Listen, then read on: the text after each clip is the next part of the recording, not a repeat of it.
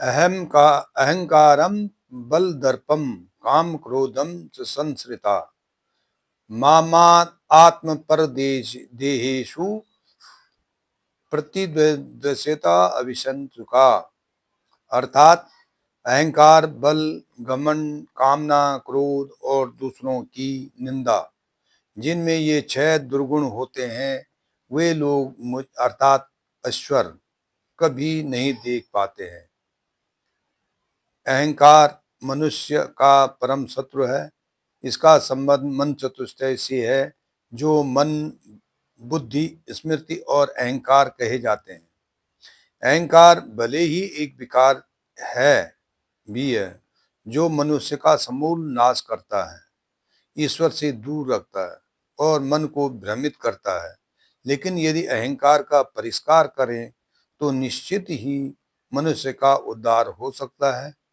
तब यह जाकर यह मन की सकारात्मक दृष्टिकोण से देखा जा सकता है। ऐसे ही एक लघु कथा है अहंकार के विषय में। जब श्री राम जनक की सभा में शिव जी का धनुष तोड़ देते हैं, तो उसी समय परशुराम वहां पे आते हैं और उपस्थित सभी राजाओं पर अहंकार से क्रोधित हो जाते हैं कि उनके गुरु के धनुष को किसने किसने तोड़ा है, उसको वो मेरा सबसे बड़ा दुश्मन है। इस पर भी श्री राम बड़े शांत और विनम्र स्वर में तोड़ने वाले को उनका दास बताते हैं। तो परशुराम और क्रोधित हो जाते हैं। वे बार बार फरसा उठा कर के मारने के लिए तैयार होते हैं। इस पर लक्ष्मण के संवाद से उनके क्रूर को और अधिक बढ़ावा मिलता है।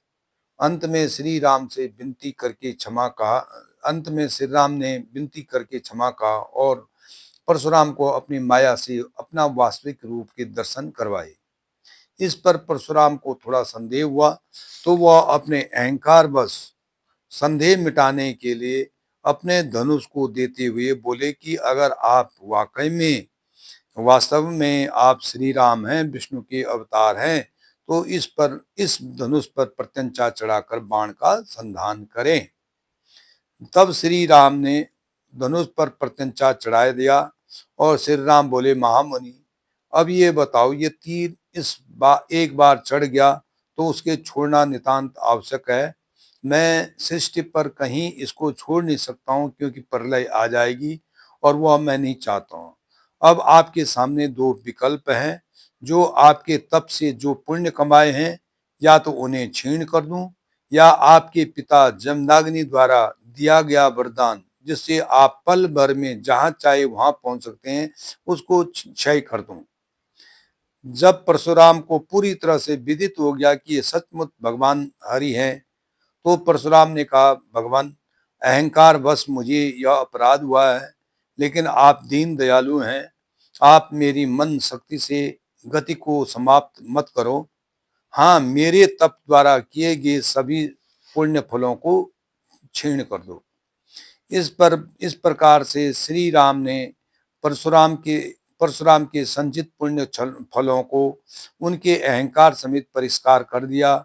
उसके बाद परशुराम शांत और निस्तेज हो गए थे और अहंकार को त्याग कर गंधमार्दन पर्वत पर तपस्या हेतु चले गए।